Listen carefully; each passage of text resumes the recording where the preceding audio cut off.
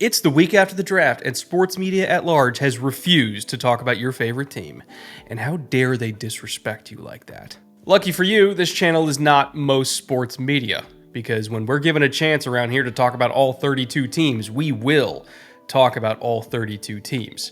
It's what we're here for. So buckle up, it's going to be a long one. These are the most impactful draft picks for every single ball club. We're going to go division by division, starting out in the NFC East, the reigning division of champions.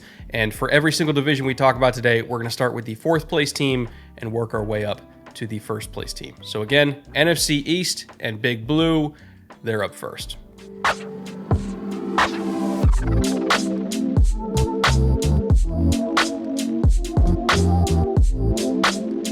All right, not gonna lie, I am cheating on the very first one here because I'm talking about two names, not just one, but I couldn't really bring up Abdul Carter without also mentioning Darius Alexander, and I couldn't bring up Darius Alexander without also obviously mentioning Abdul Carter because, you know, he's Abdul Carter. But both of those guys I throw into the same bucket here because they fit the theme of the Giants trying to get back to their late 2000s, early 2010s glory days when they had a dominant pass rush that was the identity of the team.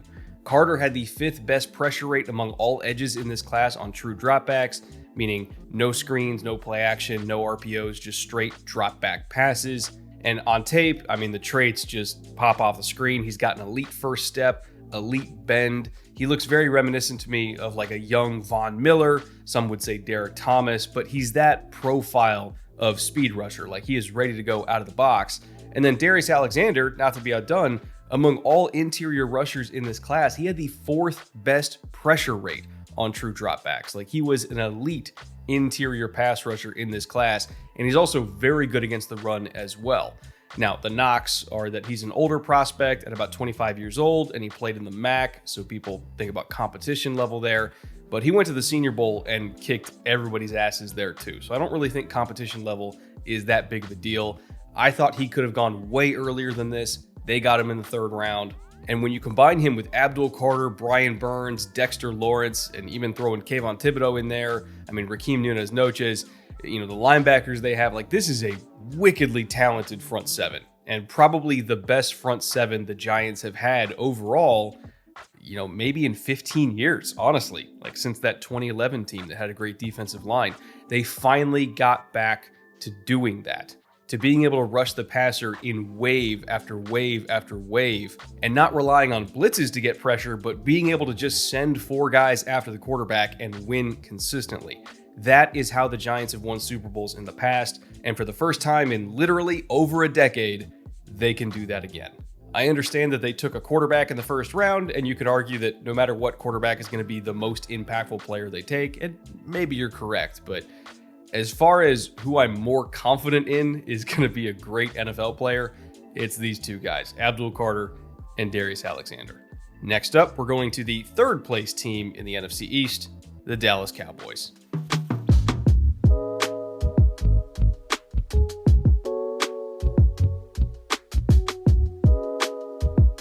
I thought the Cowboys had a nice draft overall, but for me, the most impactful player they took the entire weekend, both for 2025 and in the future, is going to be Savone Revel, the corner out of East Carolina.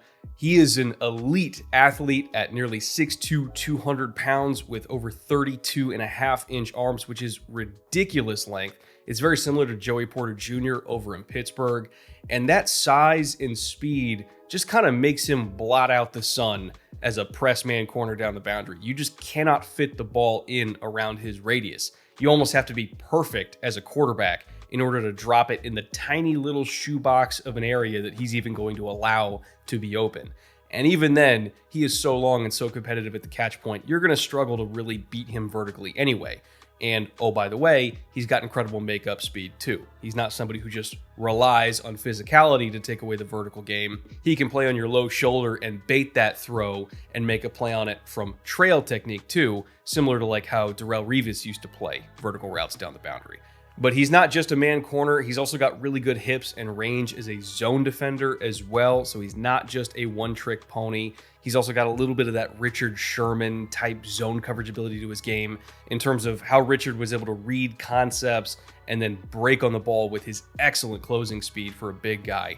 And I know all of this sounds crazy. I'm comparing him to Darrelle Revis and Richard Sherman, 2 Hall of Fame corners. At some point, you're probably asking, okay, well, why the hell did he go in the 3rd round if these are his comps? Well, medical was the main reason. He probably would have gone top 20 if he wasn't coming off a torn ACL. But keep in mind, the Cowboys team doctor, Dr. Dan Cooper, is the one who did the surgery. So the Cowboys have a better idea of how his knee is looking than any other team in the league.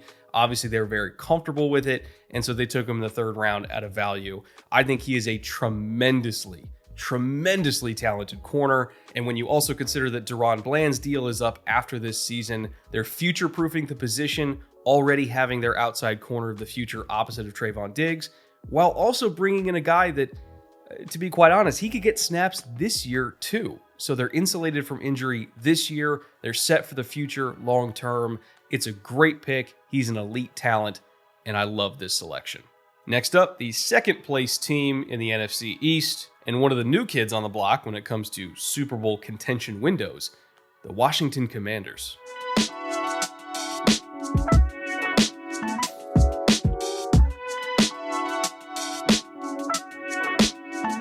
Fun fact, if you're looking at the Commanders' tackles last year, they gave up the 11th highest pressure rate on true dropbacks out of any tackle tandem in the NFL. They were very screen heavy in that offense for a reason.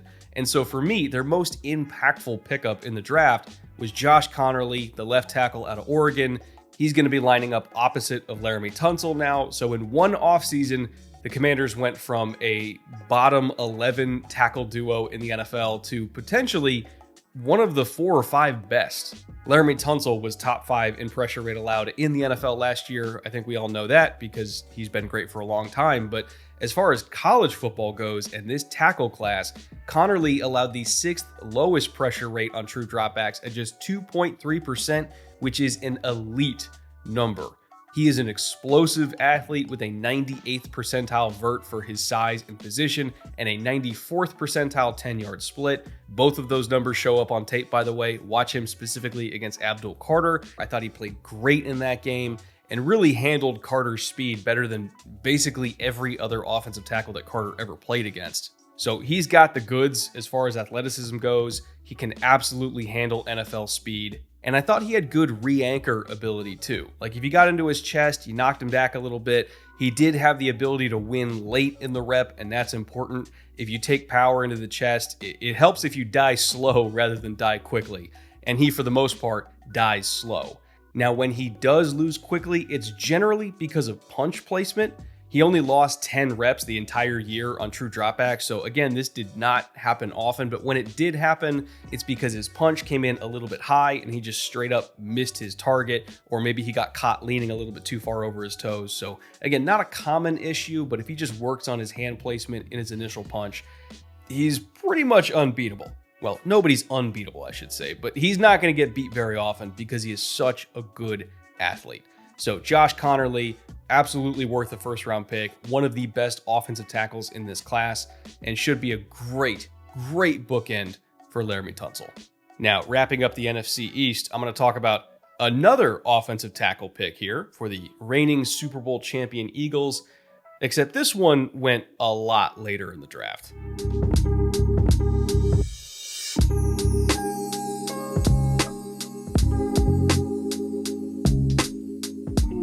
You may be asking yourself, why the hell is Brett talking about a 6th round offensive tackle in his most impactful draft picks video? That seems a little bit crazy, but let's be honest, the Eagles have a history of making these kinds of picks pay off.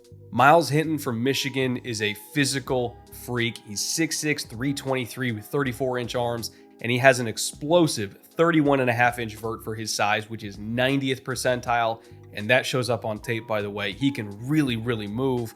If you recognize his name, by the way, he's the son of Chris Hinton, 5-time All-Pro, 7-time Pro Bowler. So again, we love those bloodlines. We love somebody who's grown up in an NFL environment, and he absolutely did. He flew way under the radar in this tackle class, and I'm not entirely sure how, because if you watched him at the Combine, he moved extremely well for just how damn big he is.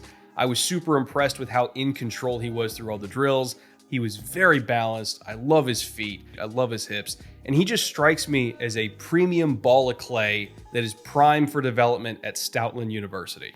The Eagles love taking swings like this because they know they have the coaching staff to pay it off. It's similar to how Jordan Mailata was drafted in the 7th round in 2018, and he didn't even make his debut until 2 years later in 2020. But obviously, he became one of the best left tackles in the NFL because he was coachable, he had tools, and, they have Jeff Stoutland. So it just kind of tends to work out for them.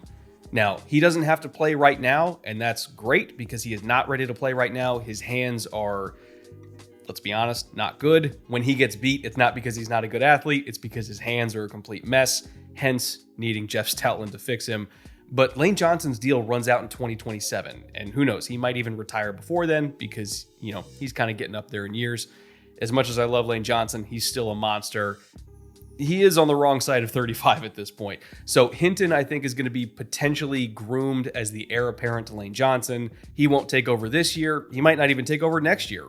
Maybe even the year after that. I have no idea. But to me, you're getting an extremely toolsy left or right tackle that has a ton of traits and the coaching staff that can get the best out of him. I love this pick for the future. The Eagles don't need a whole lot for the present. So again, I feel like this is more for 2027, 2028 than it is for 2025.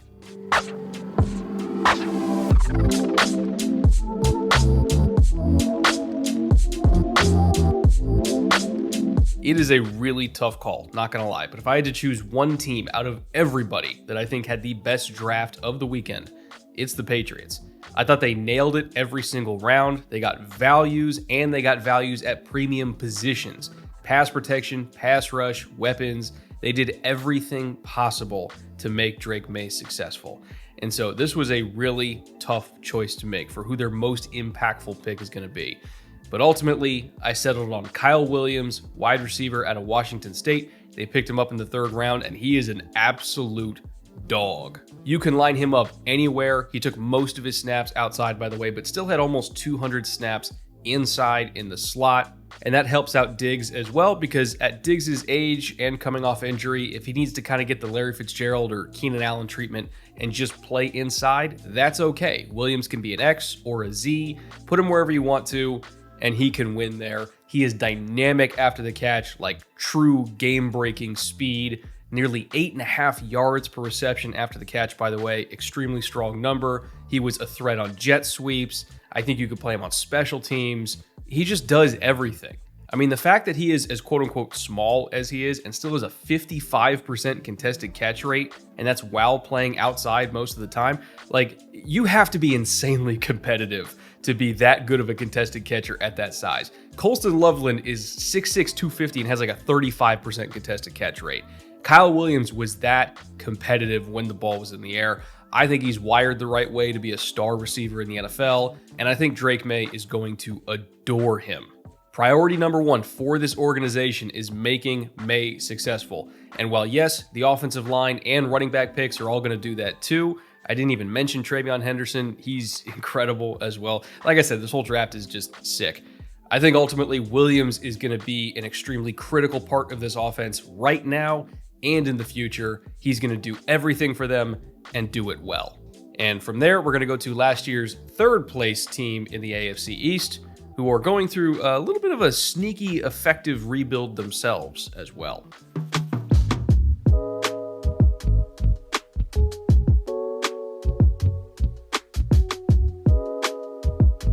I'll be honest, I don't think even Jets fans expect them to be a contending team this year, or maybe even next year. But they have taken really good steps this offseason to at least be a fun team to watch on Sundays. And for now, that is the bar that has to be cleared. For me, their most impactful draft pick this weekend that accelerates them towards being fun to watch was Azareye'h Thomas, the corner out of Florida State. And that's because he is a perfect fit for what I think this defense is going to be. Aaron Glenn called a defense last year in Detroit that was at the very top of the NFL in terms of man coverage called, and that will not change at all with the Jets. He loves calling press man coverage. He's a very aggressive coach, and I think that style reflects his personality. And yes, I know that they just signed Brandon Stevens in free agency, but quite frankly, I don't really care. Thomas is too good. He's going to get snaps sooner or later, and once he's on the field, I think it's going to be really tough to take him off. He's about 6'1", 200 pounds with nearly 32.5-inch arms. He is big, he is long, he is aggressive, but he's not wild. He is a true press technique technician who's always in control, and he kind of has to be because he ran 4.58. He doesn't have elite speed. He doesn't have elite hip fluidity. He's not super amazing in terms of mirroring receivers in space, which you kind of expect for a bigger, stiffer corner.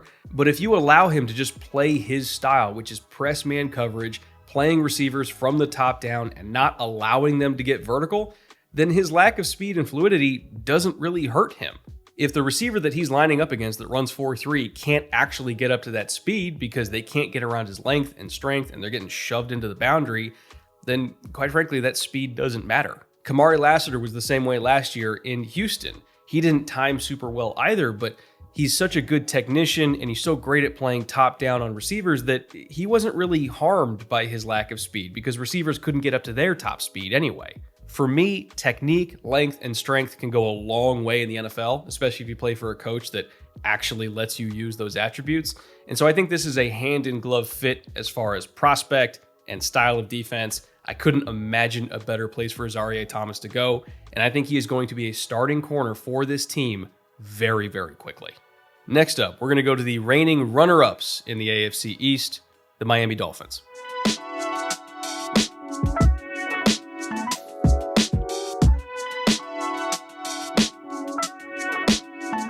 The Dolphins had a toughness problem going into this offseason, and they did a great job addressing that with Kenneth Grant and Jordan Phillips in the draft.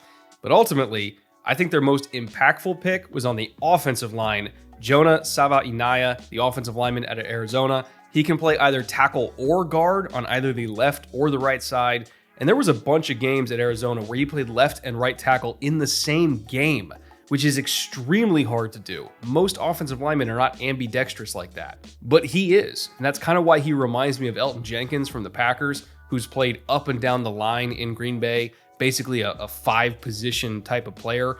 That is what Jonah Savaiinaea is for me. He's 6'4", 324 with nearly 34-inch arms, so he's got the length to play outside, but he's also got the explosiveness too. He's got a 1.72 10-yard split, and that shows up on tape. Now, a lot of people project him to guard because he's got monster core strength and size, and he's super physical in the run game. And I'll be honest, I think he's going to be a better guard than tackle, but it doesn't mean that he can't play tackle. It just means that I think he could potentially be a Pro Bowl, maybe even all-pro caliber guard. That is how good he is. Tough, physical, versatile. He's an out-of-the-box starter, and I think he's going to play from day one. As for what position, I have no idea, because he can play all of them. Now, with that, we have one more AFC East team to get to, the reigning division champion, Buffalo Bills.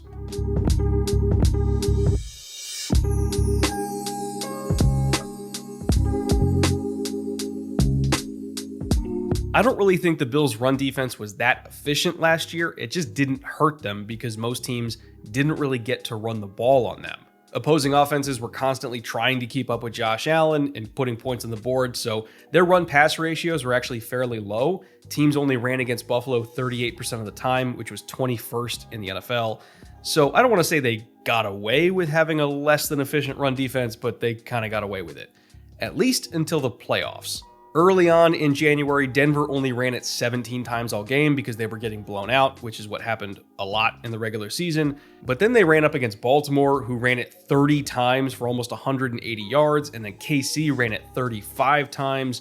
And I feel like this team almost has two different identities, right? They have the regular season Bills and the postseason Bills, and the postseason Bills need to be able to stop the run. That has been their Achilles heel in January over and over and over again. And it feels like this is the fourth year in a row where all of Buffalo's hopes and dreams just hinge on the health of Daquan Jones. We cannot have that anymore. This team has to be efficient against the run in January because all the best teams in the AFC will run the ball. Enter Landon Jackson. He is a dominant run-stopping edge with 25 stops on the season this year at Arkansas, and he can do it from a variety of alignments, whether you line him up out wide, put him at 5 technique, 4-eye, even moonlight him sometimes at 3 technique. He is strong, he is explosive, he can really screw up the line of scrimmage, and that is what the Bills need. Keep in mind, league-wide, the average conversion percentage on 3rd and 5 is 46.6%, which is obviously really high. But if you just improve your run defense a little bit on early downs and make those run games less efficient and get to 3rd and 7 instead of 3rd and 5, that average conversion percentage drops down to 36.9%. So you get basically a 10 percentage point swing just from being a better early down run defense. And that's just the average, by the way. The best defense in 3rd and 7 last year only allowed conversions on 18.2%. So you can have a really good 3rd down defense, you just have to get to 3rd and long, or even just get to 3rd down, period. So for me, adding Landon Jackson is not really a move to directly improve the pass rush, because I don't really think he's a great pass rushing prospect. He's really, really stiff, and if you watch him on tape for even 5 minutes, you're going to notice that. But I think the presence of Landon Jackson is going to make all of your actual pass rushers a lot better, because you're going to be putting them into more favorable positions. You give Rousseau and Bosa and maybe even, Javon Solomon here and there more 3rd and 7s, 3rd and 8s instead of 3rd and 5, 3rd and 6. And it's going to go a long way to improving the defense and making the Bills a lot more efficient, at least against the teams that matter. The Bills are going to be fine in the regular season. We all know that. They're going to win the division. They're going to be there in January, but they have to improve their matchups against the best teams in the AFC, and Landon Jackson can do that.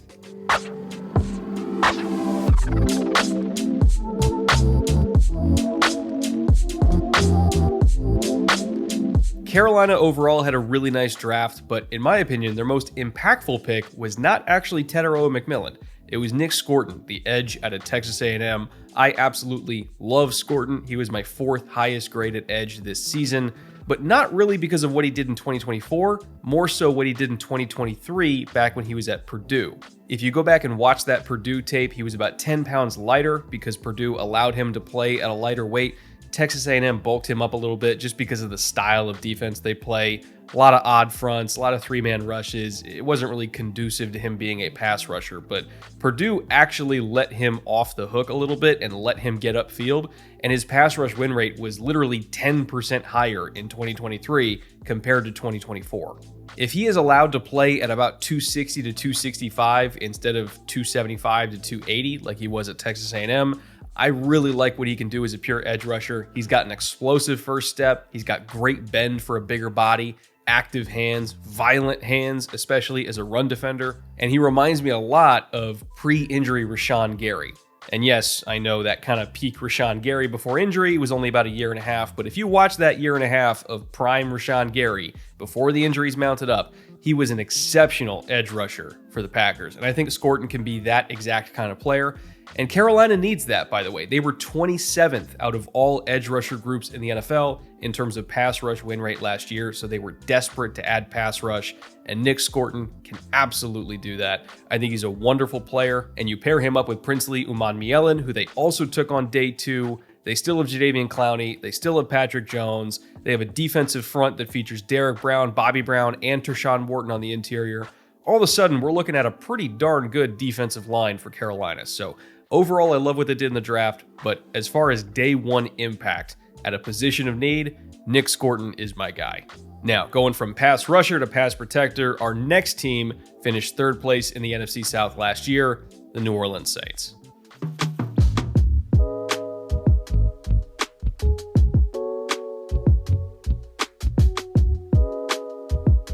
Color me a little bit shocked that Kelvin Banks Jr. was not as well received by Saints fans as their selection as I thought he would be. It was one of my favorite picks in the entire first round. And then I was looking at Saints Twitter, I was looking at Saints Reddit, and there was a lot of upset fans in New Orleans. And quite frankly, I don't know why. Kelvin Banks Jr. is an amazing offensive line prospect. He could play guard or tackle for this team. I'm not 100% sure which spot he's going to line up at, whether they move Fuaga to right tackle and put Banks at left tackle, or keep Fuaga at left tackle and put Banks at left guard. I think they'll probably figure this out over the course of the offseason and just get their best 5 on the field. But the fact that he can play either spot on either side is immensely valuable. I think he's really technically refined. I love his hands. His first step isn't elite, but it's good enough. And he just has the right temperament that you want from an offensive lineman. Every single rep is nasty, but not wild and out of control. He's not like Trevor Penning, who just commits penalties like crazy for no reason whatsoever. Like, he is physical and aggressive and tough, but not to the point of throwing an edge rusher into his quarterback's knees. So I really like that balance between physicality and discipline, and he's just really athletic. He's a great dude. Locker room's going to love him. Like, this was just easily one of the cleanest picks that any team made in the first round, and I was shocked that it was not as well received by Saints fans as it was by me. He's going to play in New Orleans for a long time, and I think looking back on this entire draft, we're going to see him as one of the more successful first-round picks. Now, bouncing back from pass protector over again to pass rusher, let's talk about last year's second-place team in the NFC South, the Atlanta Falcons.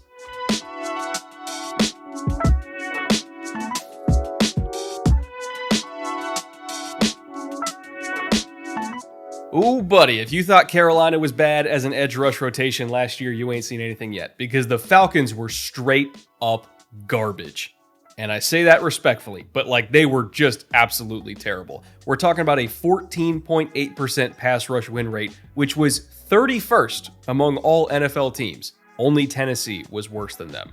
So yeah, Carolina was bad at 18.9%, but the Falcons made them look efficient by comparison. That is how bad they were.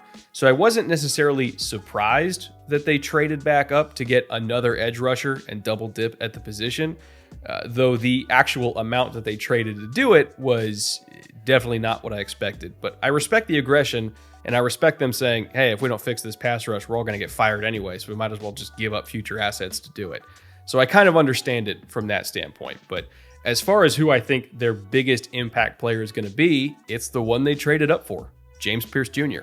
Like I said, this team was desperate for edge rush juice. And James Pierce Jr., say what you want about him, he's got juice. Pierce has an exceptional first step, and he's also a really good snap timer as well. He's got a really good feel for cadences and maximizing that explosiveness by getting off the ball right as it's snapped, and that makes him incredibly hard to deal with off the edge. He's not the most fluid rusher. I think there is some stiffness in his hips, but he's really powerful for his size. So he's really good at shortening and softening that corner with speed to power moves and just kind of making it as easy as possible for him to finish the rush. And then when tackles inevitably start jump setting him, because again, he's so explosive, he's got a wicked inside counter as well. So not super fluid, but is laterally agile. Those are two different things for me. Combine that with his first step, combine that with his power, combine that with his motor, and you have a really, really good pass rusher here. Now, again, would I personally have traded the assets that the Falcons did to go up and get James Pierce? Not necessarily. It was a little rich for me, but I also understand it. This team needed pass rush more than almost every other club in the league. And if they didn't leave day one with a talent like this coming off the edge, quite frankly, this season was probably not going to go that well for them. So I get the desperation, and I'm willing to give them a pass for that. Now, to finish off the NFC South, let's go down to Florida and talk about the once again reigning division champion, Tampa Bay Buccaneers.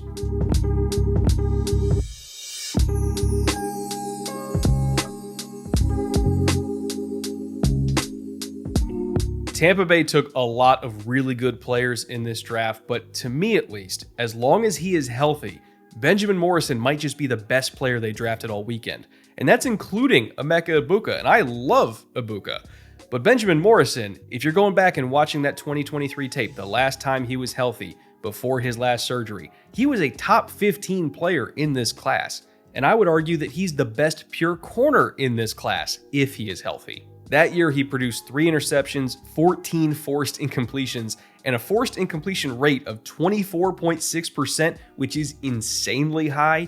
Keep in mind, anything over 20% is elite, and he was damn near 25%. He only gave up 16 first downs the entire year. His passer rating when targeted was 59. That's not that far off the passer rating you get if you just throw the ball into the dirt every single play. That is how dominant he was. So to me, if you're getting even 80% of what 2023 Benjamin Morrison was, that is worth this selection. He is a true eraser in press man coverage, and for a defense that played a lot of zone last year and I think wants to get back to playing more press man coverage, I think the addition of Benjamin Morrison and to a degree Jacob Parrish was the Bucs explicitly saying they are going to play more man this year. They only did it 19.6% of the time last year, which was 24th in the NFL. I'd be willing to bet that they're trying to get into the top 10 or 12 this year. Once again, I love that Emeka pick in the first round. I think Parrish in the third round was great value. I even like the David Walker pick in the fourth. But if we're talking about pure impact, as long as we're getting a healthy version of Benjamin Morrison, nobody that the Bucs took this year is going to impact this team more than he will.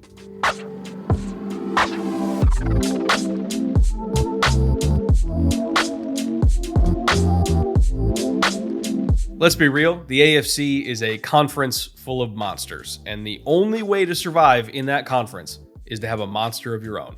If you don't, you will die a very quick, very painful death. And ultimately, that was why the Titans took Cam Ward first overall. Was he my highest graded player in this draft?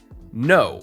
But was he the only quarterback that I thought might have a shot of going up against Allen, Mahomes, Burrow, Lamar? Insert AFC quarterback here. I think he is the only one in this draft class that you can feasibly expect to put up enough points to compete with those kind of quarterbacks. Ward is literally it. There was a lot last year. There's probably going to be a bunch next year. But as far as 2025 goes, Cam Ward was the only option. So quite frankly, yeah, it was a good pick. As far as strengths and weaknesses, I really like that Ward makes an active effort to work the intermediate middle of the field, which is hard to find in college quarterbacks these days. The game is so spread out because the hashes are wider, the RPO rules are different, linemen aren't ineligible till they're more than 3 yards down the field rather than the 1 yard limit in the NFL, so you can do some really crazy stuff with RPOs. The screen games go nuts because they treat the screen game like an extension of the run game, and you compare that to how quarterback is played in the NFL, and it looks wildly different because the structure of the field and the nature of the rules forces you to have to work the intermediate middle. And so all these quarterbacks come into the NFL and they have no idea how to do that because they didn't have to in college. Enter Cam Ward, who has a lot of experience doing that. And so if anything, I think he might actually hit the ground running because he knows how to work that area of the field. He's accurate. I think he's got a great arm. I think he has a great understanding of how to attack space with pace. And if I had to compare him to anybody in the NFL, at least when it's going right, I would actually say Joe Burrow, because I think they both have kind of like that point guard style. They both work the same area of the field very efficiently, and they both win with decision making and ball placement and just enough mobility to give the defense trouble. Now, when everything is not going well, I actually have a different comp for him, and that's Jordan Love, because just like Jordan Love, at least once, sometimes twice a game, he'll have this moment where he gets like a preposterous amount of dip on the chip, and he'll throw the worst interception you've ever seen in your life. And I have no idea why.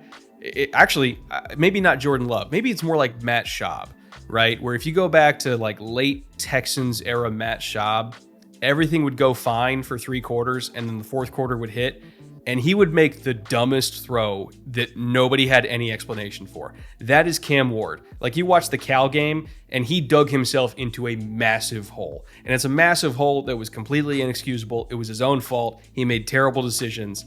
And yet, after he did that, in fact, he did this multiple times throughout the year, he was good enough to crawl back out of that hole. That's kind of the difference between him and Will Levis. Will Levis would also throw really stupid picks, but he wasn't good enough to dig his team out of that hole.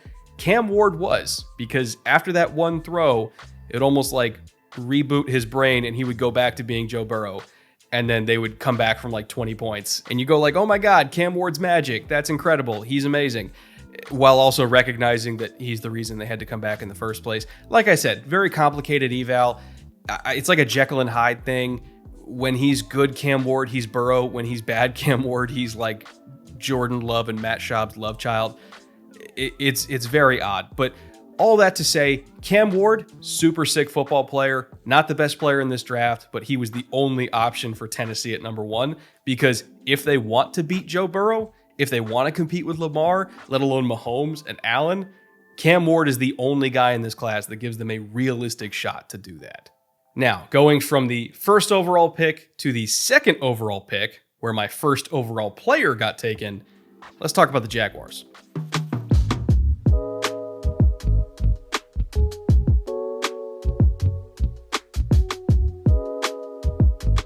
No disrespect to every other rookie in this class, because they did take a lot of my favorite players, but Let's be honest, Travis Hunter is the answer here. He is by far the biggest impact player that Jacksonville took this weekend, and it's because he's an impact player at 2 positions. Now, will he play full-time receiver and full-time DB at the same time?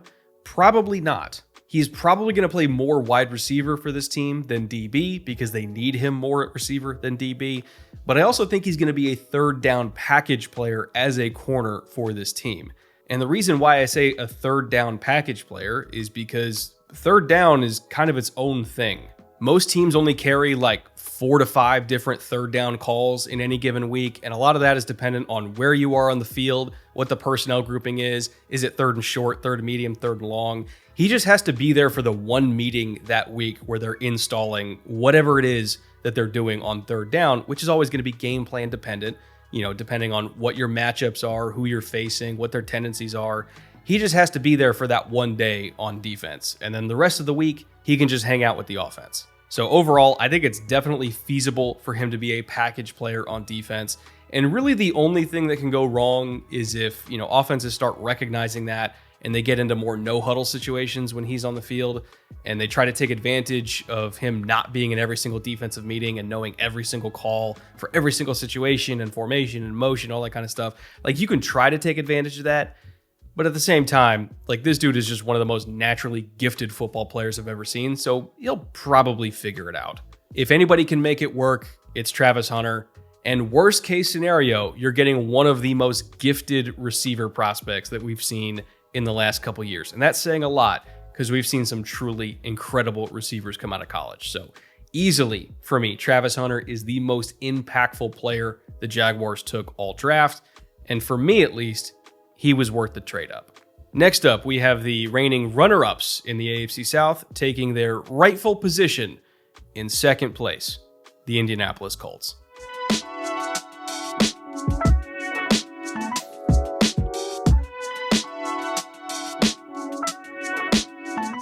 If you're looking at every single defensive line group individually in the NFL, there was an interesting phenomenon with the Colts last year where they were 13th in pass rush win percentage among all D-line groups, and yet they were 25th in pressure percentage and 26th in sacks. And to me, that says they were really good at getting flashy individual wins, and yet they were terrible at playing as a unit.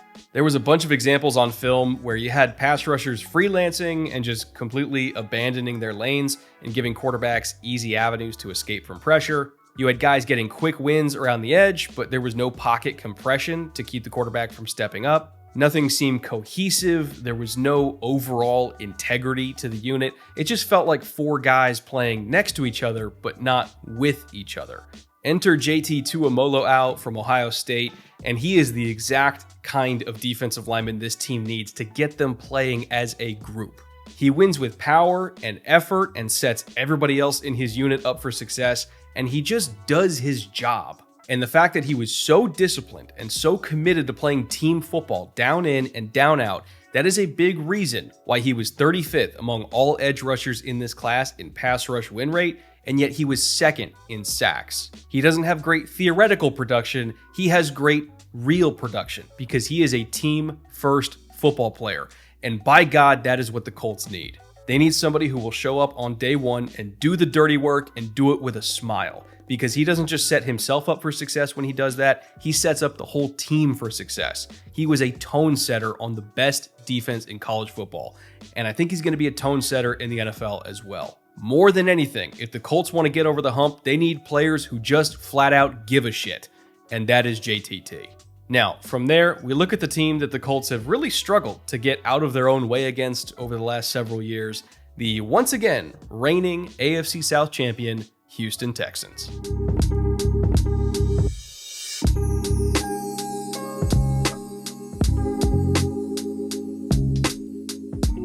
Yes, I'm cheating. No, I don't care, because I spent all of draft season with the most impossible decision to make. And that was who I wanted more on the Texans, Jaden Higgins or Jalen Noel. And then draft weekend came around and Houston got both of them. So as far as I'm concerned, we're winning the Super Bowl, folks. CJ Stroud might die, but he's going to throw for 40 touchdowns, so that's going to be fun. I really wish they invested more in the offensive line, but it works for the Bengals, I guess. If you really think about it, the Texans are just the Bengals, but with a defense, which sounds like a pretty good football team. So I'm good with it. As far as individual skill sets go, Jaden Higgins is like the prototypical X receiver. You put him on the line of scrimmage, you tell him to go win vertically, and he's going to win vertically. He's got great speed, ball tracking ability, hands. Like, he is the fucking man as far as X receivers go in this class. And then Jalen Noel is like the ideal speed slot player in this draft. Everything he does is at warp speed. He's going to play that Tank Dell role while Tank is coming back from injury, and he's going to do so brilliantly. And then, of course, you got Nico Collins as your do-it-all true number one. You can line him up anywhere and do anything. And just having these two guys means that Nico is freed up to be the true alpha on this team. If there's a matchup you want to exploit, you can put Nico Collins anywhere to exploit that matchup. You don't have to use him at X. You don't have to use him at Z. You don't have to use him in the slot. You can put him anywhere because you have these Iowa State kids. And so for me, yeah, they're going to take some of the targets away, but they're going to make Nico more efficient than he's ever been because he is never going to have to do anything except exploiting the best matchup on the field. So for me, all these guys are going to make each other better, and they're going to make CJ Stroud more productive than he's ever been. And that is a high bar to clear. Yes, the pass protection is probably still going to be an issue, and I hope to God that they find a way to make it work. And maybe they will. But as far as groups of weapons go, it's hard to be better than what Houston has right now. So for me, I'm splitting this impact pick choice between Jaden Higgins and Jalen Noel because they are both spectacular.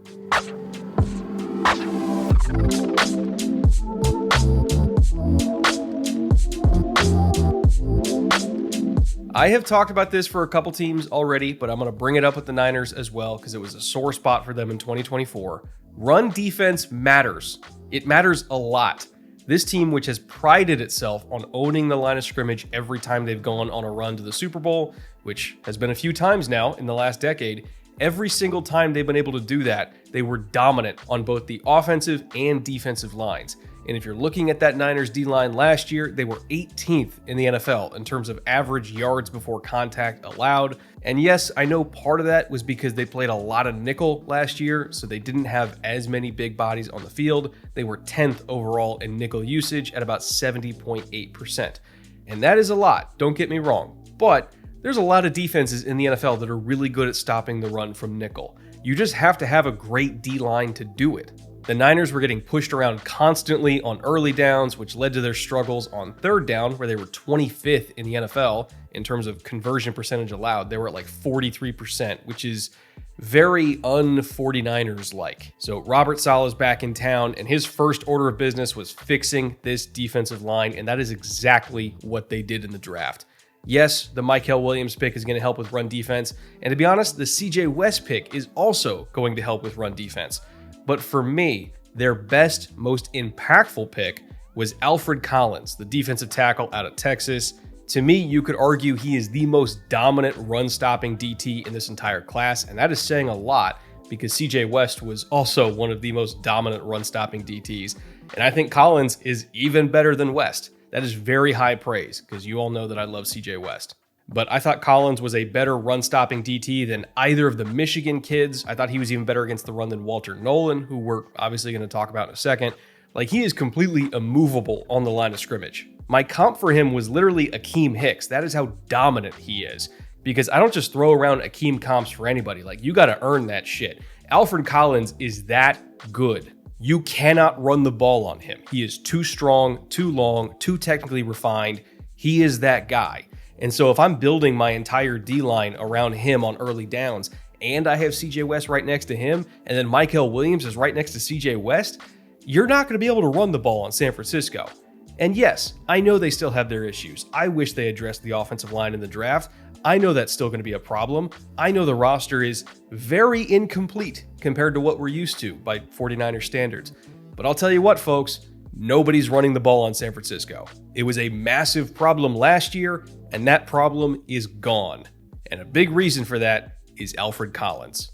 Now, next up, the third place team in the NFC West. We're going to talk about another defensive tackle. This one maybe being the most talented defensive tackle overall in the whole class.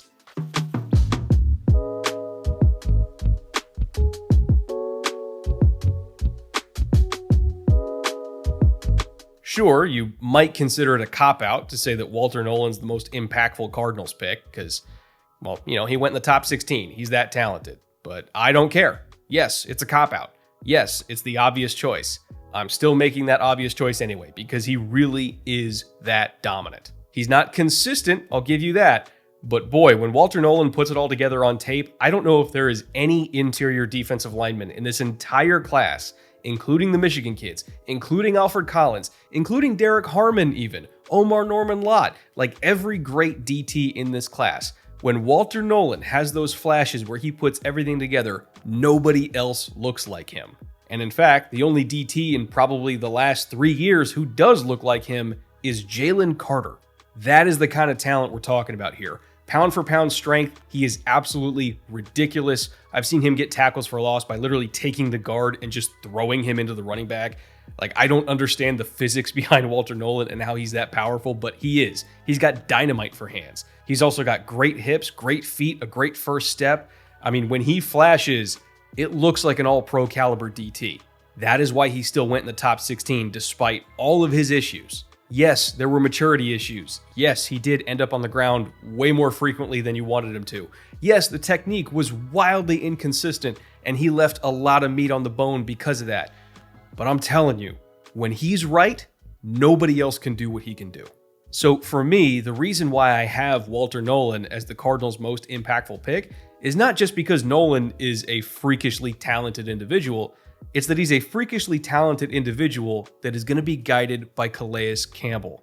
I put out a tweet right before the draft that said that Nolan would be maximized if he could go learn from somebody like Cam Hayward, Calais Campbell, just any veteran defensive lineman who could take him under his wing, show him how to be a pro, show him how to develop his hands, and really unlock his natural gifts. I think he needed that guiding presence that, quite frankly, he just didn't have in college.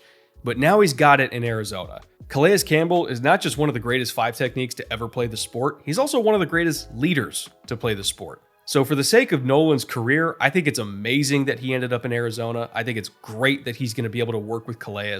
And I think as a direct result of him going there, we are going to see the best version of Walter Nolan. And believe you me, the best version of Walter Nolan is an all-pro.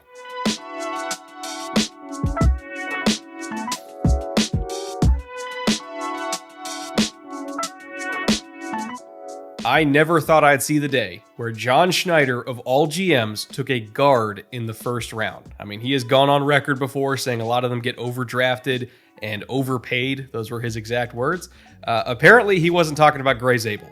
And I sincerely hoped that he was going to make this pick. I thought it was a perfect fit from the beginning. When I did my own mock draft, I had them taking Gray Zabel, maybe in the back of my head, just trying to manifest that pick, and it somehow happened. I never thought I'd see the day, but the Seahawks finally are valuing interior offensive line. And what an offensive lineman Gray Zabel is. I mean, he is phenomenal in almost every single way. He played left tackle in college, but he's definitely going to play inside in the pros, whether it's left guard, right guard, or maybe even center. Like, I think he'd be a really nasty center as well. So I'm not entirely sure where Seattle's going to end up putting him, but he fits literally everywhere, so I don't really think it matters. And to be honest, if you're taking injuries at the tackle spot, he could pull a Joe Thuney and moonlight as a tackle for you as well. His feet are that good. He is a crazy athlete, super explosive, great core strength. I love his hands. Like, to me, he was easily the cleanest interior offensive line prospect in this draft. I thought he was the best interior offensive line prospect in this draft, and one of the few offensive linemen who could at least attempt to play all 5 positions. That is a lot more rare than you think, and there's only a handful of guys in the entire NFL who I think could try that. A lot of people were a little bit worried about Zabel because, again, he played at North Dakota State, which is, an iconic FCS level program, and they win a bunch of championships. But still, it's North Dakota State. They're not playing against like SEC rushers every single week. And yet, just like many North Dakota State players in the past, he went to the Senior Bowl, was just as dominant there, and showed that he is worthy of a first-round pick. I think he's going to be a staple in Seattle for a long, long time, and one of their better picks in recent years, which is saying a lot. They've kind of been on a heater recently. Now, from Seattle, we head down to LA to talk about the reigning division champion LA Rams, who are still one of the very few teams in the NFC who might be able to stop the Eagles' reign of terror.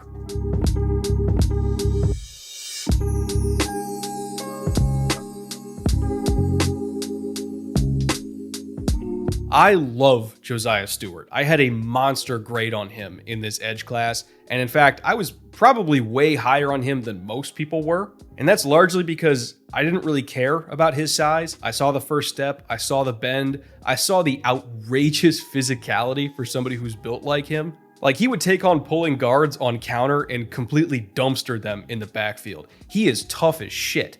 And in fact, I have a mutual friend with the Michigan D-line coach who said that Josiah Stewart, of all people, was the toughest player on the Michigan roster. This is Michigan, mind you, okay? They had Mason Graham, they had Kenneth Grant, they had Will Campbell, Colston Loveland, like all these glass eaters on defense. Josiah Stewart was the guy that nobody fucked with, out of everybody. Like, it didn't matter that he wasn't the biggest guy there. Like, he is nasty. You can play him on every single down. Like, he is not just a designated pass rusher. He's going to step in there on day one and set the tone on first down. That's the kind of guy he is. He is a culture builder, he's an ass kicker, and he's a damn good pass rusher to boot. Keep in mind, he had the highest pass rush win rate out of every single edge in this class on true dropback passes, and he was way up there in pressure rate as well.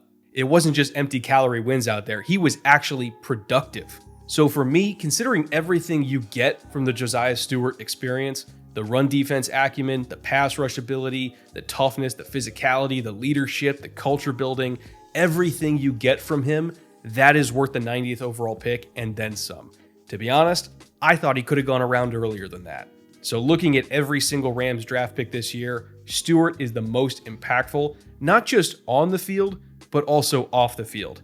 And I think his presence on this roster might just be one of the things that finally puts the Rams back over the hump. Now, to the AFC side of things, out here on the West Coast, I also think the AFC West, similar to the NFC West, is a much better division than people think it is on the surface. And of course, that's mainly because the quote-unquote worst team in the division, the Raiders, I think is going to take a huge step forward in 2025. They improved at quarterback, they improved at coach, they brought in impactful draft picks. Like, they really didn't have as many holes as maybe people thought.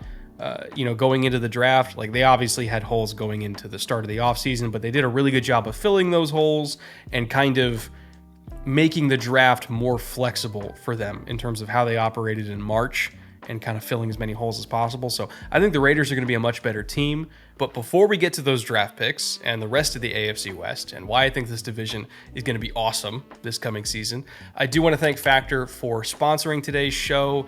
Even though it's very, very, very, very long and took forever to put together, they were exceedingly patient and they were super cool about basically waiting for it to be ready. They've been a brand partner for this channel forever, and I love working with them more than pretty much every other brand because of that flexibility and that patience. So thank you once again to Factor for paying for this and making it possible and being super cool about how damn long this took to put together. And by the way, if you're new here and you don't know who Factor is already, they ship fresh, never frozen, dietitian-approved meals right to your doorstep. All the meals can be heated up in the microwave in just 2 minutes. They taste great. There's a ton of variety as well, so you never get bored. There's over 35 different meal options per week with more than 60 add-on options, including breakfasts, on-the-go lunches, snacks, and beverages. They also have keto options, calorie smart, vegan plus veggie, and more. Just whatever kind of food you like to eat, they have it. There's a lot of stress that comes from grocery shopping and meal prepping every single week. Trust me, I do it too. I get it. But if you want a little bit of that taken off your plate, both, I guess, literally and figuratively, I encourage you guys to check out Factor.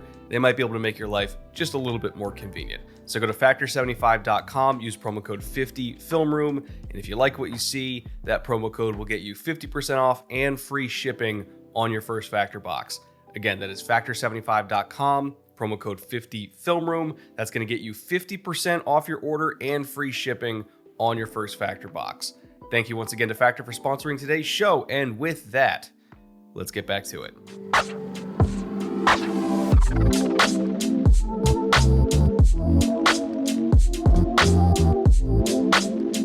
A couple weeks ago, I put out a video about the practicality of the Raiders of all teams taking a running back really high in this draft. Because from the outside looking in, it almost seems like the Raiders aren't ready to do that as far as roster construction goes. But one of the core pillars of that video, and it's a philosophy that I really do believe in my bones, it's that the floor of a run game is set by the offensive line and the ceiling is set by the running back. The Raiders obviously had a very low floor last year, but they also had a very low ceiling. And so they decided to upgrade both of them. I know the obvious pick for impact selection here would be Ashton Jeanty, or at least it seems like that on the surface. But for me, their biggest impact draft pick was actually Caleb Rogers. He's the offensive lineman out of Texas Tech that has both guard and tackle flexibility, and he is going to be one of the main reasons why the floor of the Raiders' run game is way higher this year, and obviously Ashton Jeanty is responsible for raising the ceiling. If you look at every single run game in the FBS last year, and keep in mind that is 134 teams, so that's a lot of run games we're talking about. On any run games going to the right, which is where Caleb Rogers was lined up most of the time as their right tackle, any runs to the right side, Texas Tech was 7th in the entire country as far as yards before contact per attempt. When the Red Raiders ran right, say that 5 times fast, they averaged a whopping 2.8 yards before contact per attempt. So Taj Boyd typically was almost getting 3 yards before he even got touched anytime he ran behind Caleb Rogers. That is an absolutely absurd stat. But it's backed up on film too. He was a truly dominant run blocker.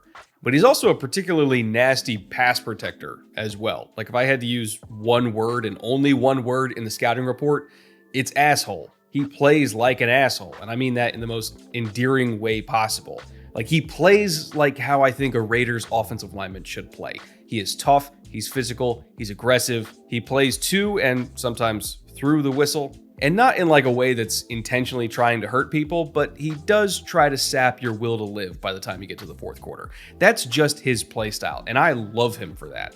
Again, I think he could play tackle in the NFL, but he's probably more at home as a guard, but a damn good guard at that. Like I said earlier, the Raiders are moving JPJ to center, so they have an opening at their left guard position. I think Rogers is naturally going to slide in right there and probably start immediately. And then over at the right tackle spot where Rogers played in college, there's probably going to be a competition between DJ Glaze and Charles Grant, so that's going to be a fascinating training camp battle. But overall, this Raiders offensive line should be way better than it was last year, and their running back room is obviously way better.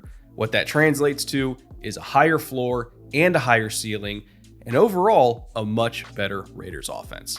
And speaking of better run games and probably a better overall offense, that brings us to the reigning third place team in the AFC West, the Denver Broncos.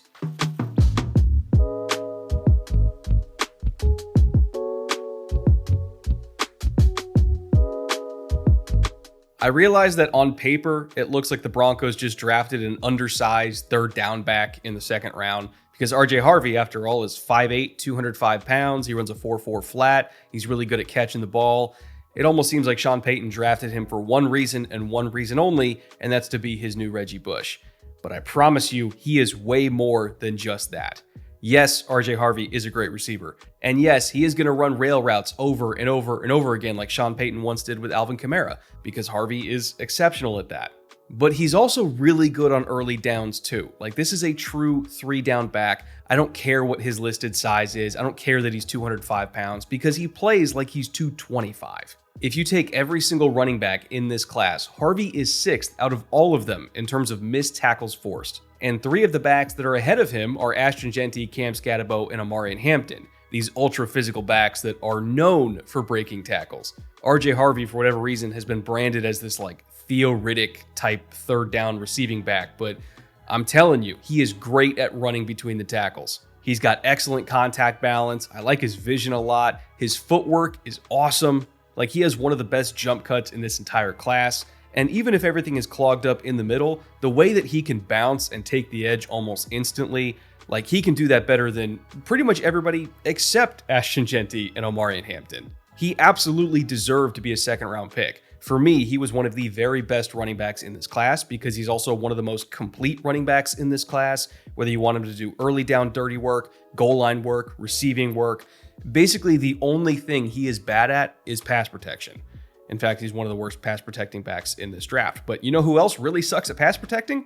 Ashton Jeanty, believe it or not. That is just not an area of strength for either of these guys. But Luckily, both the Raiders and the Broncos have other backs on the team that can handle pass protection duty, while both of these guys get lead dog work in the backfield. So for me, I think RJ Harvey is going to be extremely productive in Denver, both on the ground and through the air. And as long as he just doesn't have to pick up a blitz, basically ever, he's going to be a really good player for them. And speaking of Omarion Hampton, by the way, you know I can't go through the entire AFC West talking about Genty and Harvey and all these great run games in this division without also talking about one of my very favorite players in this draft at any position that the Chargers somehow got at 22nd overall.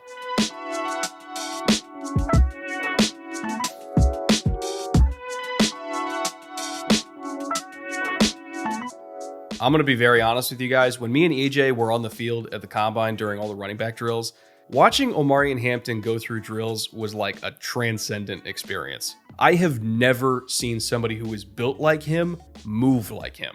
At the time, I comped him to a male ballerina, and I think that comp holds up because every step he took, he was literally floating through the air. I don't understand the physics behind how Omarion Hampton works. He is so explosive. He is so smooth. He both glides and bounces at the same time. Like, he is just a rare athlete. I've been on the sidelines at various training camps and games and practices and all-star events and college games as well. And there are just very few running backs I have ever seen that look like that.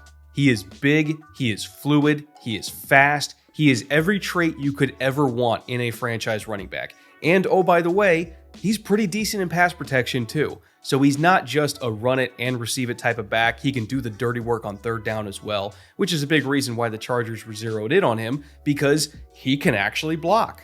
And he's happy to do it too. Like, he is truly everything you want in a franchise running back. I have no idea why he was there at 22. I really don't. He was one of the 15 best players in this draft. You could argue he was one of the 10 or 12 best players in this draft. I honestly thought Dallas might be considering him with the 12th overall pick, but luckily he just kept slipping, and the Chargers got incredibly lucky, and he was just waiting there on the board for them. He is going to be the new engine of this Chargers offense, and he is easily the most Greg Roman-ish running back that Greg Roman has actually worked with since prime Frank Gore over a decade ago. To put it into context how high my grade on Hampton was, Ashton Genty on my overall grading scale got an 81. Hampton was at 80. He was literally right there. You could argue, honestly, in certain facets of his game, he's better than Ashton Genty. So for me, I love this pick. I literally did not have to debate this one at all. It was easily Omarion Hampton, the biggest impact player the Chargers drafted this year. And that brings us finally to the reigning AFC West Division champion Kansas City Chiefs, who had to take a bunch of defensive players in order to stop all these emerging AFC West offenses. And for me, arguably their best pick in the entire draft was one of the defensive players that somehow got talked about the least.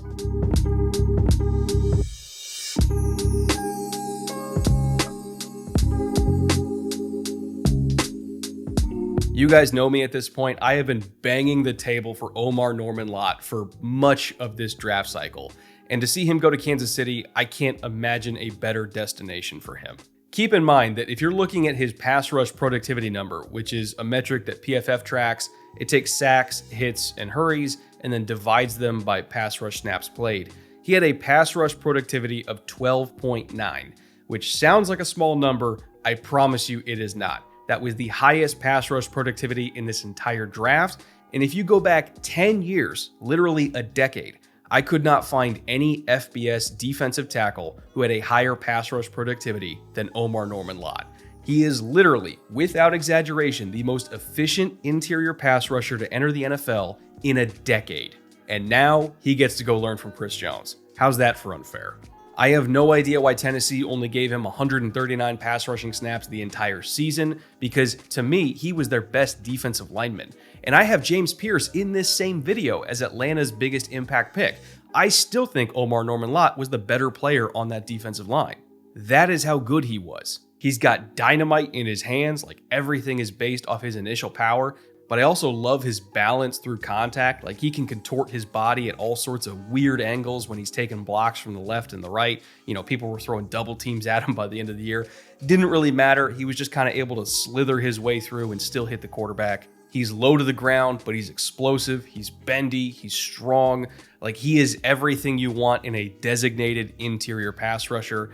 And to be honest, he might also be a good run defender too. We have no idea Tennessee wouldn't let him on the field on early downs. They just have this hockey line type approach to how they played their guys. I wish we got to see more from him. We didn't. It's a Tennessee thing. I have my gripes with the Vols. You guys know that. And to be honest, most of the NFL doesn't like how Tennessee uses their players because they make them really hard to evaluate. But just from the tape that we have, Omar Norman-Lott is ready to go as a pass rusher in the NFL immediately.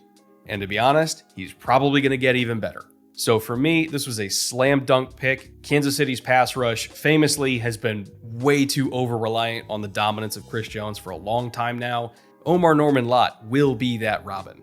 And to be honest, whenever Chris Jones eventually retires, he might be their new Batman.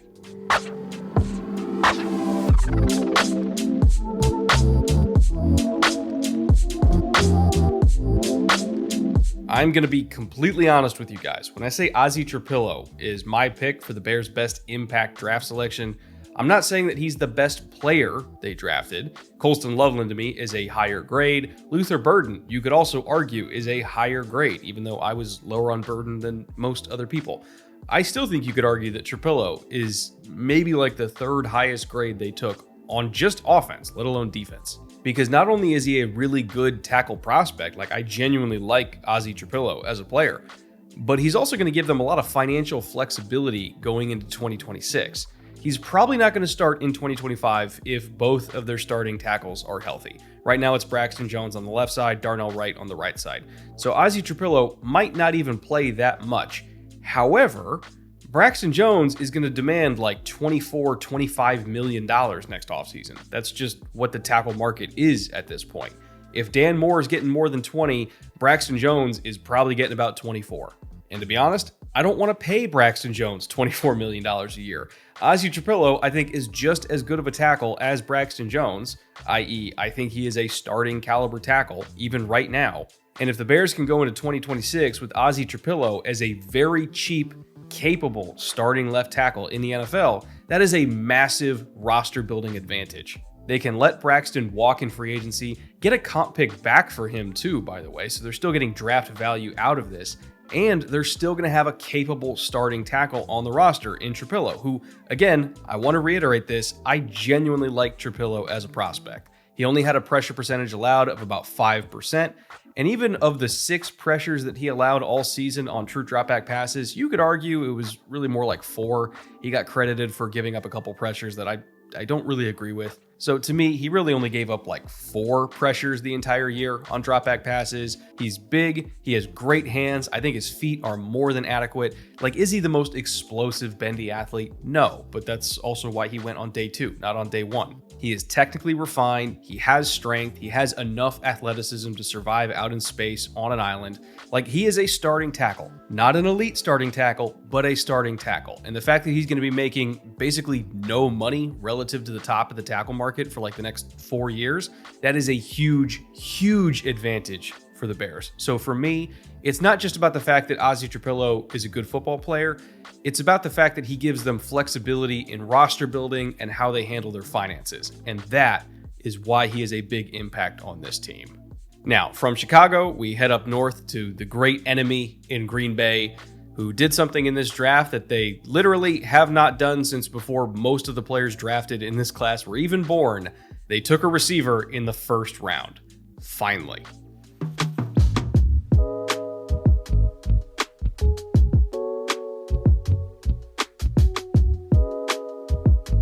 Going into this draft, I was really curious what the Packers were going to do because, to be honest, looking at their receiving depth chart, it's not bad. Like, Dontavian Wicks is a good player. Jaden Reed, good player. Romeo Doubs, good player. They have good receivers.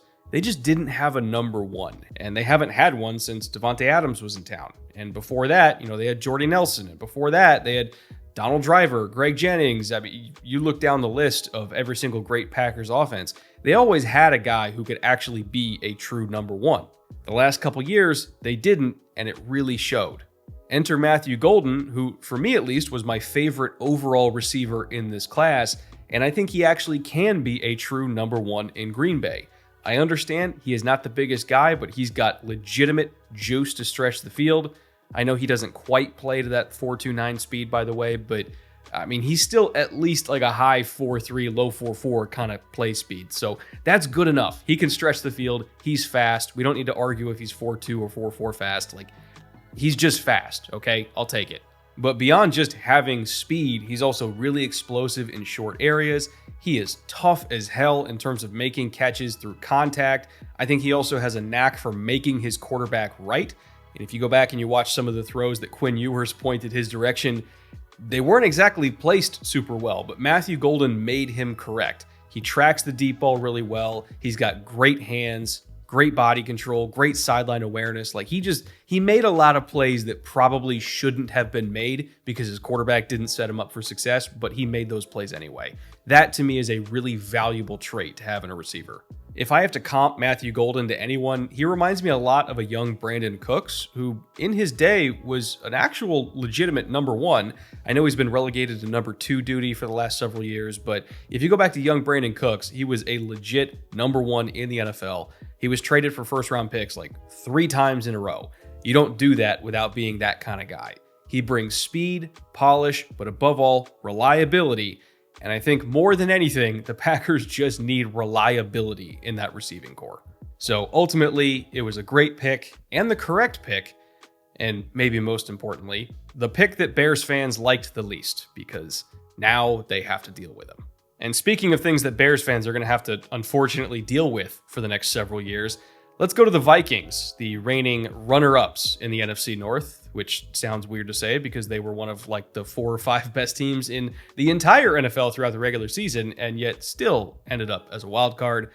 They also took an extremely talented young SEC player that, just like Matthew Golden, is probably going to be a better pro than he was in college.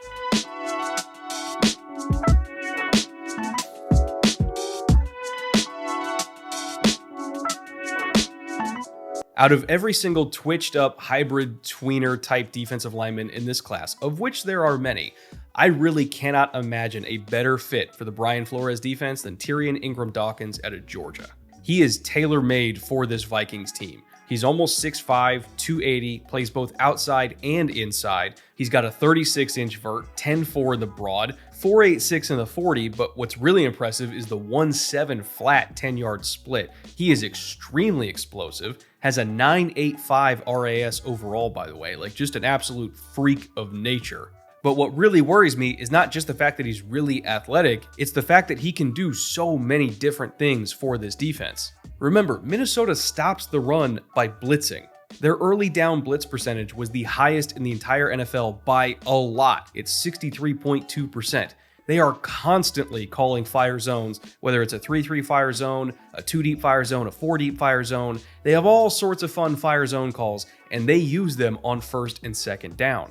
And if you're going to call all these fire zones, you need to have flexible defensive linemen that have experience with that style of defense, which also, by the way, Georgia blitzes a lot on early downs. Ingram-Dawkins is strong enough where he can spike inside, slam into a guard, just completely mess up everybody's angles and then allow people to loop around behind him. Or you can line him up as like a 3 technique or a 4-eye because he's 280 and he can loop around all the way to the other side himself because he's that athletic. Like, you can use him as both the guy who sets up the pins or knocks them down. That is why he is important to this defense. And then on passing downs, again, because he's 280, you can use him as like a Justin Tuck type of defensive end that just kicks inside and then rushes as a 3 technique like Tuck used to do. When I say that he is a perfect fit, he is literally a perfect fit for this style of defense. There's a lot of teams out there that would not have a use for Tyrion Ingram-Dawkins because he's kind of in between a defensive end and a defensive tackle, but that's what the Vikings like. Like, they love body types and skill sets like that. So I think this was a dream fit both for the player and for the team. I loved the value of it. They got him all the way in the 5th round, believe it or not, but I think it was their highest impact pick. I cannot believe they got him that late. And for the sake of the player, I'm happy he's in the right situation. He's much more likely to succeed there than he would in most other teams. Now, rounding out the NFC North, I have one more Georgia Bulldog for you. A bunch of them went in this draft, obviously, but one of my favorites on the entire Georgia team last year ended up also in the NFC North with the reigning division champion Detroit Lions.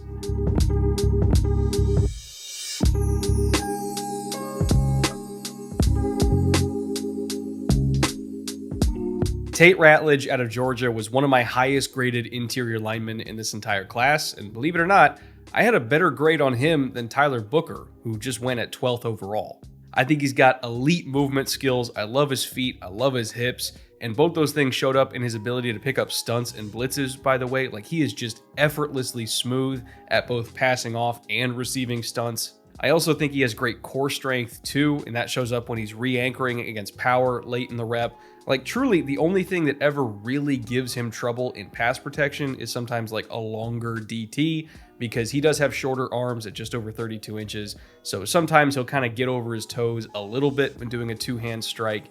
I think Jared Ivey got him on a sack one time because of that, but it's a rare problem. It does not happen that often at all. And to be honest, I think it's also a coachable issue. Like, you can survive with 32-inch arms at guard. Joe Thuney's done it for a decade.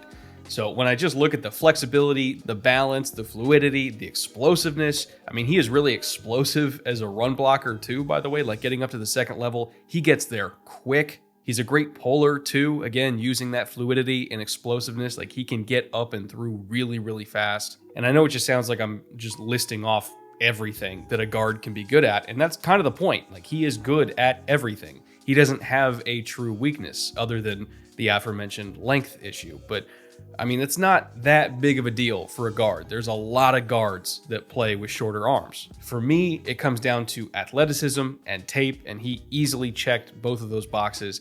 I think he's going to be an immediate starting guard in the NFL and probably be a starting guard for a very long time. This was an excellent, and I mean truly excellent, pick.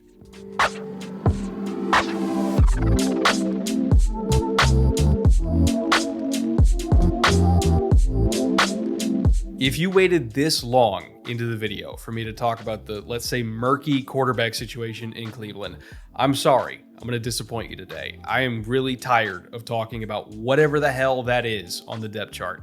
And quite frankly, I think a lot of Browns fans are also tired of hearing about it at this point, because nobody's talking about any other Browns pick. And they got some damn good players. Like, they really did. I thought they overall had a very strong draft. But for me, their highest impact pick is neither of the quarterbacks they selected. It's actually Quinshon Judkins, their second rounder, who is going to be the new anchor of this Browns run game. And everybody knew that they needed a running back, maybe even two running backs going into the draft. And ultimately, they did take a couple running backs. They paired him with Dylan Sampson in the fourth round. Another one of my favorite running backs, by the way. They took two of my top 6 in this class. But Quinshon Judkins in particular is going to be the new engine of this offense. He's an extremely versatile back who has experience in multiple systems that asked him to do different things. If you go back to his Ole Miss tape, it was just constantly inside zone, banging it in between the tackles over and over and over again, using his contact balance, using his physicality. And then he got to Ohio State, and they actually used him more as a perimeter runner oftentimes. It was a lot of outside zone. It was a lot of crack toss. They threw swing screens to him. Like, they really let him show off his speed at Ohio State. So I love that we've seen him in multiple environments, but more importantly, succeed in multiple environments, asking him to do different types of things. I think he's an underrated receiver, even though his backfield mate at Ohio State, Travion Henderson, was better in that department, in my opinion. And he's also an underrated pass protector, even though Henderson was also better in that department. But I would still say that Judkins was one of the better pass protecting backs in this class.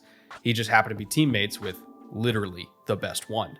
So for me, the overall value of a back like Judkins is that you can use him as an every down true workhorse back. If he needs to get 20 touches, which is a lot more rare these days than you think, you can give him 20 touches and he's not going to break down.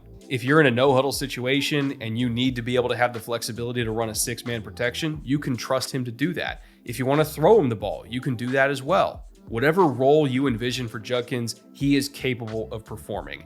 And there were not very many running backs in this class that I can say that about. Ironically, his new teammate, Dylan Sampson, is also one of those backs, but I guess the only thing better than having one versatile running back is having two versatile running backs. So I am buying stock in this young Browns backfield. I think they're going to be really impressive this year. And by the end of 2025, maybe even early 2026, I think we're going to look back at what the Browns did between rounds 2 and 4 in this draft and say that they hit multiple home runs. Now, from there, we're going to head over to Cincinnati, last year's third place team in the AFC North, and talk about, surprise, surprise, another Georgia Bulldog.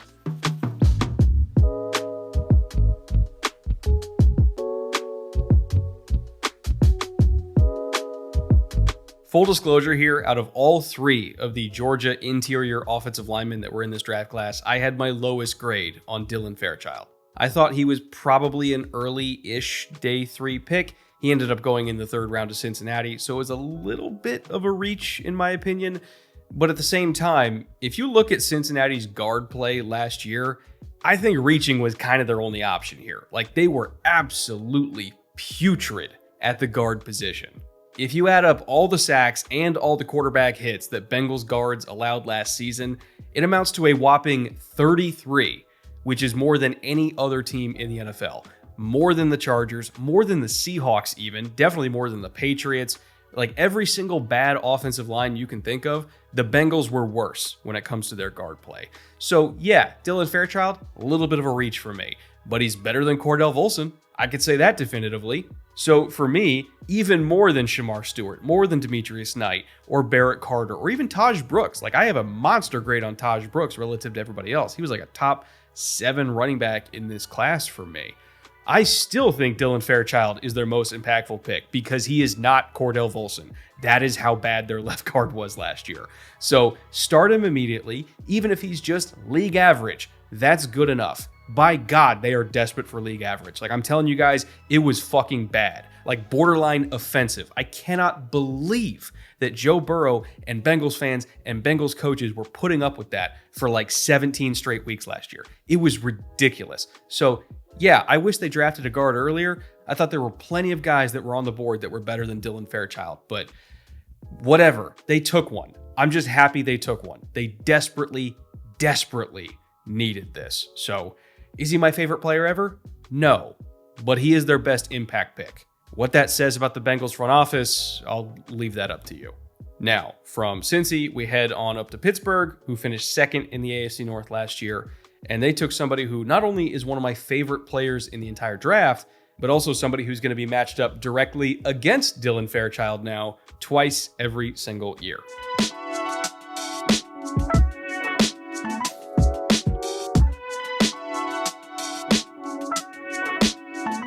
My pre-draft comp for Derek Harmon out of Oregon was Stephon Tuitt. So that tells you how much I loved him as a player. And I guess it's fitting that he ended up wearing the black and gold. He is one of the most dominant pass rushers in this entire draft. And if you're looking at just true dropback passes, he was 3rd among all interior defensive linemen as far as pressure percentage. That number, to be exact, was 20.8%, which is a monster number. And if you're looking at all pass rush reps, not just true dropback passes, he had 60 total pressures this season. That was 13 more than 2nd place. As far as disruption and just moving the quarterback off his spot, nobody in this draft class other than Omar Norman Lott was as consistently productive as Derek Harmon. The one difference between Harmon and Omar Norman Lott, of course, is that he is a little bit stiff-hipped. And so even though he was able to penetrate into the backfield a lot, like I think his lateral agility when he was throwing moves against guards and tackles was really good. As far as like contorting his body into weird positions and flattening down his angles and actually getting the quarterback on the ground, he's just not overly flexible. So actually finishing the play was a little bit of a struggle for him. That's why he had 60 total pressures, but only 5 of those being sacks. But if we're just putting a premium on disruption, not just production, nobody was more disruptive than Derek Harmon. I also think he's a plus run defender as well. He's a little bit better against single teams than double teams because, again, he's a little bit taller. He would play a little bit high. But if he's just matched up on a guard or he's just matched up on a tackle and he can just lock out, peek, and shed, like that is really where he shines. If you want somebody to like take on a double team and corkscrew themselves into the ground, it's not that he can't do it. It's just that he's not as consistent at it as, say, like an Alfred Collins. but he's also a way better pass rusher than Alfred Collins. So I would say overall, he's a very good generalist defensive lineman. He's going to fit right in the Steelers culture. He works hard. He's professional, just a genuinely good dude. And I know he's going to work hard to improve in the areas that he needs to improve in. So this is a slam dunk pick. I absolutely love Derek Harmon to the Steelers. I could not imagine a better fit for him. And speaking of perfect fits, by the way, we have one more team to go here. And this last team has made it a habit of getting extremely lucky in the draft, where one of the best players in the draft, who also happens to be a perfect fit for them, will just inexplicably fall into their lap. It happens almost every single year. You can kind of set your watch to it. We all know it's coming. And this year, it happened again. Malachi Starks is a Raven.